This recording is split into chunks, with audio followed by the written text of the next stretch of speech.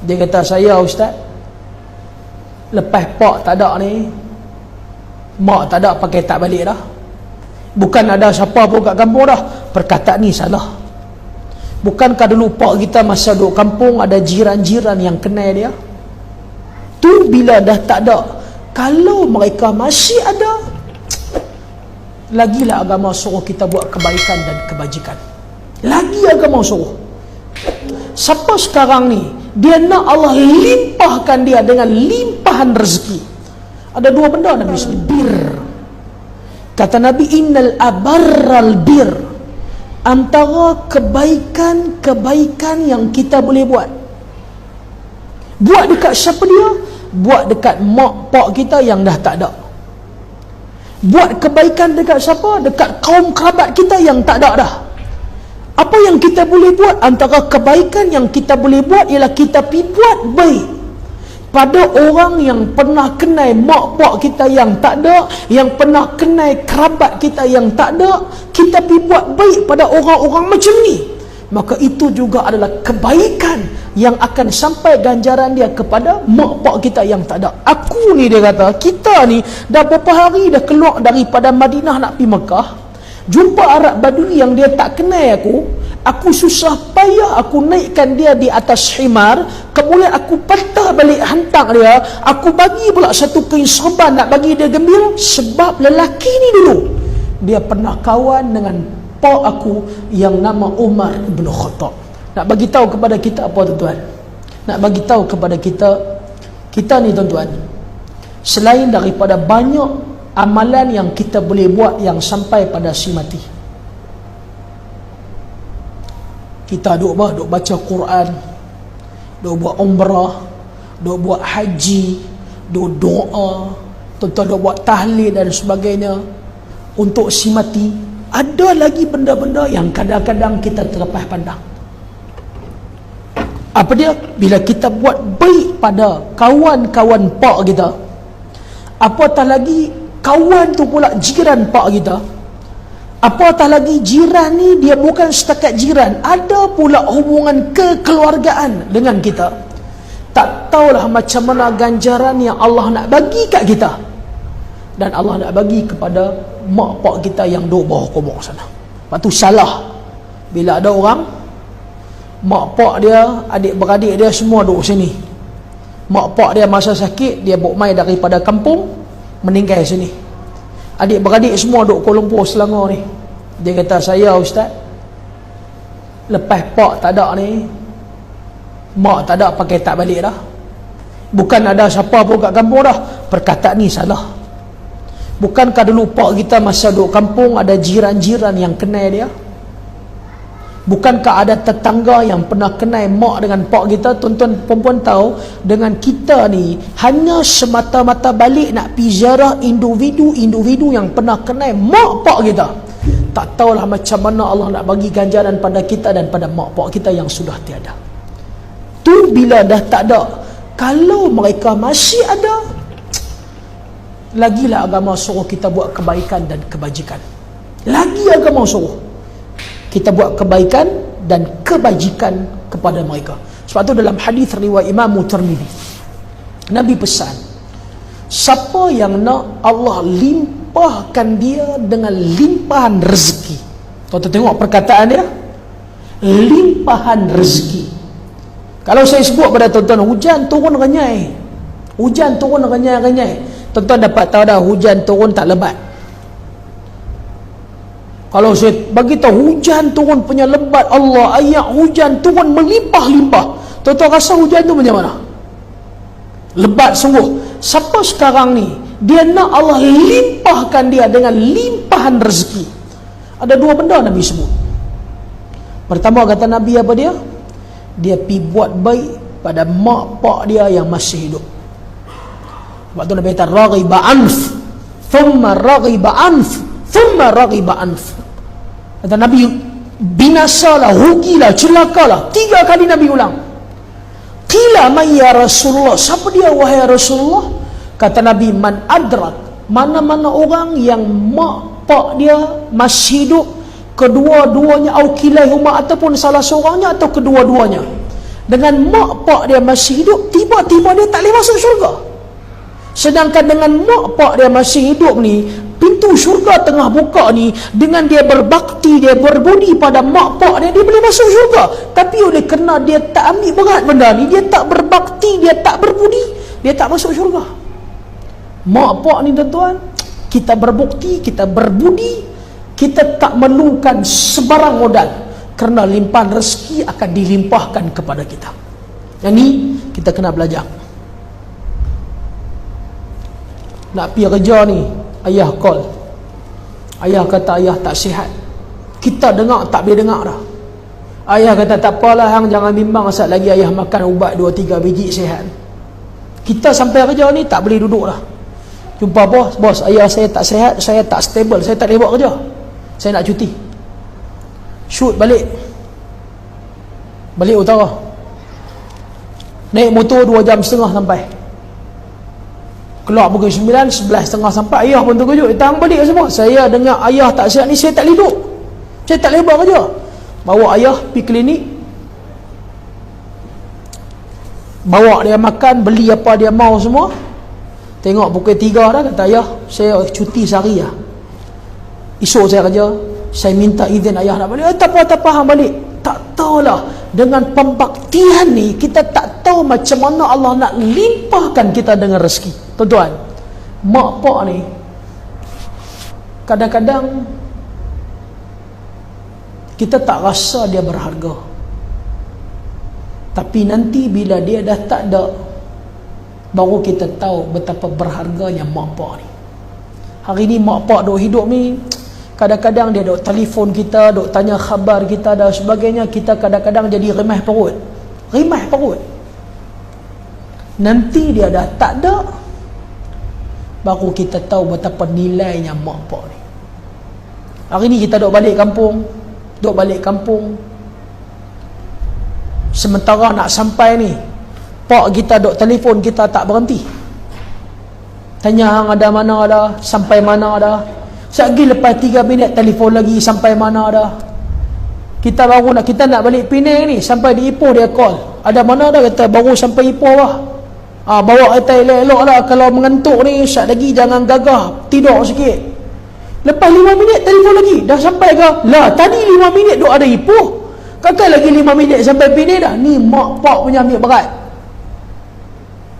Selagi kita tak sampai, selagi tu duk telefon. Kita sampai tu, mak pak duk tunggu dah depan muka pintu ni nak sambut kita.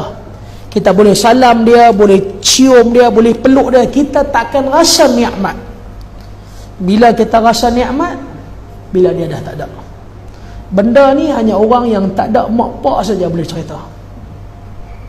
Tahun ni balik, mak pak dah tak ada dah. Nak balik ni dia main sayu dah, ayak mata jatuh dah. Tak ada dah orang call dia, tanya dia kat mana. Tak ada dah orang call pesan kat dia kalau mengantuk terus duk gagah labuk kereta berat. Tak ada dah. Sepanjang perjalanan ni teriak. Sampai rumah tak ada dah orang yang sambut dekat pintu ni. Tak ada dah tangan kita boleh salam, boleh cium. Tak ada dah bau kita boleh sandang, kita boleh mengadu masalah kita. Tak ada dah tangan nak buh atas bau kita, suruh kita sabar. Masa ni baru kita tahu nikmat mak pak. Sebab tu selagi masih ada, kita berkhidmat, berbakti pada mereka ni, Allah akan limpahkan kita dengan limpahan rezeki. Kedua, kita nak Allah Subhanahu wa ta'ala limpahkan kita dengan limpahan rezeki. Kita pergi buat baik, kita pergi sambung hubungan silaturahim, persaudaraan dengan mana-mana adik-beradik, mana-mana rakan-rakan taulan kita yang telah terputus. Apatah lagi terputus tu pula kerana krisis. Walaupun kita tak salah, tapi kita ambil satu sikap, kita jadi orang rendah diri, aku tak salah, kita hulurkan tangan sebagai tanda pendamaian. Cerita dia bukan senang, tapi kalau tuan-tuan boleh buat, Allah akan limpahkan kita dengan limpahan rezeki. Cerita dia susah, tak bersembang, bergaduh pasal konflik ni, apatah lagi bukan salah kita. Nak baik-baik semula pakai susah. Kita dengan abang kita 2 orang, 2 beradik ni lah. Daripada kecil sampai besar duk bergaduh ni sampai tak bercakap. Kita duduk di Kuala Lumpur, abang kita duduk kampung, duduk jaga ayah kita. Call, dengar-dengar ayah nazak dah, sakit, shoot balik terus. Sementara nak sampai ni, ayah dah 2-3 kali duk telefon ni, ada mana, ayah dah tak larat dah ni. 15 minit kita nak sampai lagi, ayah telefon, ayah kata ayah ni dah nazak dah ni. Ayah rasa ayah tak sempat jumpa. Ayah pun kalau dah tahu nazak tu, so call lah, call pula ni. Kalau ayah tak ada ni, ayah nak pesan hang dengan abang hang ni, tak usah bergaduh dah. Nampak dua beradik ya, ayah di cincang ni tak putus. Ayah tak mau bergaduh. Tanah ayah ada 2 ekar ni, yang tak ada geran ni, kalau mati yang ambil seorang 1 ekar, jangan bergaduh. Ni ayah nak pesan. Elok sampai ayah tak ada dah, mati dah. Kita pun ke bumi apa, lepas 2 hari nak balik mai Kuala Lumpur, jumpa abang kita. Kata, bang, kita 2 orang lah. Aku dengar hang pun bukan baik sangat, tapi ayah pesan kat aku, kita ni ayah di Cicang ni dia tak putus. Ayah pesan 15 minit sebelum dia meninggal, dia call aku. Dia kata tanah ni ada 2 ekar, 1 ekar yang ada rumah ni, 1 ekar yang ada kebun. Dia suruh kita bagi 2 orang. Hang nak yang mana, hang ambil, aku tak apa. Kalau hang ambil yang ada rumah, aku ambil yang kebun. Kalau hang ambil yang kebun, aku ambil yang ada rumah. Ni ayah pesan ni 15 minit sebelum dia meninggal, dia call aku. Abang kita kata ni, apa hang kata tadi? Ayah telefon hang 15 minit sebelum meninggal, dia pesan kat hang. Hang tahu tak, 3 minit sebelum ayah meninggal, dia call aku. Mampu ya. Dia duk main minit-minit ni, kita jam lah. Dia kata 3 minit sebelum ayah meninggal, dia call aku. Ayah kata hang ni anak tak guna. Hang duduk di Kuala Lumpur, pergi belah pun duduk Kuala Lumpur, tak usah balik dah. Tanah 2 ekar ni dia bagi kat aku. Aku nak tanya hang, tadi hang kata berapa minit? 15 minit. Lah aku habarkan, ayah 3 minit sebelum meninggal call aku. Mana lagi kuat? Mampu dah. Bergaduh tak? Masam muka tak tuan? Boleh masam muka tak cerita dia? Boleh masam muka tak? Cerita dia masam muka lah. Cerita dia masam muka lah. Dalam keadaan kita tahu abang kita ni buat naya kat kita, kita ni dekat 2-3 hari yang marah, lepas tu tak mau dah, ayah duk pesan dah ni, kita hulurkan tangan, tak apalah abang, 2 ekar tu ambil lah kat hang. Kok mana pun kita adik-beradik, tak tahu macam mana Allah nak limpahkan kita dengan rezeki.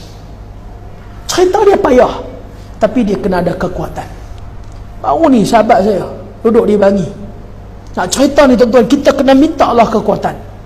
Duduk di Bangi, sepupu dia duduk di Juru Penang. Sepupu dia duk bawa lori minyak, bukan minyak petrol ni, minyak masak. Juru hantar Port Klang, balik Port Klang Juru, Bukit Kayu Hitam, tiap-tiap hari. Sehari dia dengan member dia 2 orang ni dalam lori 20 jam, tukar-tukar bawa. Kerja dah 10-15 tahun. Jumpa sepupu dia kat Bangi, kata dia ni dah letih dah kerja ni, tak ada kehidupan. Minta tolong sepupu ni, kalau boleh dia nak duduk di Selangor ni, nak bawa Grab. Cuma dia kata rumah tak ada, kereta tak ada. Minta tolong sepupu ni, kok boleh tolong. Kawan pun tengok ni sepupu dia, bagi duduk, dia ada rumah sebiji kosong, bagi sepupu duduk. Dia kata tak apa, dia kata aku beli hang sebiji kereta, nanti yang ada duit dah stable, hang bayarlah sebulan 400-500 kat aku sampai habis. Dia pun ada bajet 30-35 ribu nak tolong sepupu dia. Pergi beli kereta kat Sungai Besi, Myvi 2015, Malaysia 40 ribu. 2015 1.3 32 ribu. Bila nak beli dah, sepupu dia kata apa? Kakak 1.3 1.5 lah. Tak guna punya sepupu ada lah ni. Orang nak beli ni, syukurlah dia boleh kata. Kakak 1.3 kot, 1.5 lah, baru power sikit. Dia kata hang nak 1.5 kan, hang beli sendiri. Aku tak beli. Dah okey 1.3 okey, beli. Dah beli semua, siap dah. Dia kata kepada sepupu dia, kereta ni kita tak terlupa, tak check. Kereta ni orang buat interchange. Jadi tinted ni bila pergi Puspakom buka, tinted tak ada, mana boleh bawa Grab, nanti customer panas. Sepupu dia pun tak macam katanya, nak ambil 600 pergi post tinted. ready dah, esok nak bawa Grab. Petang tu dia WhatsApp dia kata, orang bawa Grab ni selalu kena ada 2 telefon. Satu telefon untuk waste, satu telefon untuk personal. Dia kata, nah, hang ambil 500 ni cukup dah. Takkan 500 kot. 500 ni kalau boleh telefon tu hang kena kat hang. Tak cakap banyak, bagi lagi 1,000 beli. Bawa Grab. Sebulan, 2 bulan, lepas 2 bulan, tengok-tengok esok hilang. Masa beli ni, dia buah nama sepupu dia. Dia tak buah nama dia lah, sebab dia kereta 2-3 biji, sekali LHDN main kacau, leceh juga. WhatsApp ada mana? Ada di Penang, tak berapa sihat. Okeylah, tak apalah, dah sihat main balik. Lepas 2 bulan, 3 bulan, tak dengar berita, dia WhatsApp, ada mana? Sepupu dia kata, ni tak sihat lagi ni pun baru baik 70%. Ada pula persen-persen tu. Sampai cukup setahun, tak mai dia WhatsApp, dia kata macam ni, aku tak mau bergaduh dengan hang sepupu aku. Macam ni. Lah, hang bayar kereta ni bulan-bulan kat aku macam kita janji. Ataupun kalau dah hang mai hantar balik kereta ni, kita tukar nama balik. Sepupu dia kata apa? Kereta yang mana? Ada orang main tu. Dia kata kereta yang aku beli tahun lepas. Dia kata mana ada. Kereta yang aku dapat ni lah nama dia rezeki daripada Allah. Dia ni, Iblis tengok pun geling kepala dengan dia. Tuan-tuan tahu tak? Iblis tengok pun, Iblis pun istighfar. Iblis pun kata Allah teruk pada aku lagi. Iblis kata aku pun tak teruk pada hang. Dia boleh kata macam tu. Tapi yang Islamiknya, kereta ni rezeki Allah untuk aku. Kawan ni tak cakap banyak. Dia ada kunci spare. Dia shoot gambar, dia kata macam ni, aku tak mau bergaduh dengan hang sepupu aku. Nanti staff aku hantar pergi Penang, dia ambil kereta ni, nanti bila hang free, hang abak, staff aku turun, hang tukar nama buah nama dia. Lepas 2 jam, dia hantar satu surat kat sepupu dia. Dia pergi report polis. Dia kata, dia ada kunci spare kereta. Kunci spare ni hilang. Ada orang jumpa. Orang ni nama dia Johari Abdul Wahab. Sepupu kita duk cerita ni, sepupu kita tu yang kita tahu ni, nampak tak? Sepupu kita sendiri ni. Dia boleh kata, saya pergi jumpa kunci spare tu, saya tak tahan. Jadi dia boleh kata saya, apa-apa berlaku kereta ni hilang apa-apa, siap lah. Tuan-tuan, benda dia buat ni berat. Kalau dia kata kat kita, tak apalah, bagilah dia pakai kereta ni, nanti dia bayar, ambil kat hang tak apa. Tapi dia boleh kata kereta mana, kereta ni rezeki Allah untuk dia. Berat tuan-tuan. Jujur, kalau berlaku kat tuan-tuan, jujur, boleh tak kita maafkan dia? Jujur, boleh tak? Boleh tak boleh? Boleh. Tak kena tak apa dah, cuba kena sekali. Boleh lah, tak kena tak apalah, cuba try kena sekali baru tahu boleh tak boleh. Cerita dia boleh, tapi dia ambil masa. Sebab bila kita duk balik ni selalu duk pergi rumah dia, dia pula mak dia cukup sayang saya sayang mak dia. Sebab mak dia ni makcik saya. Dah baru ni balik nak bagi sekena dah teringat dia, Allah mak tak jadi masuk mai KL tu dia kena kok mana pun kita kena rendah dia lagi.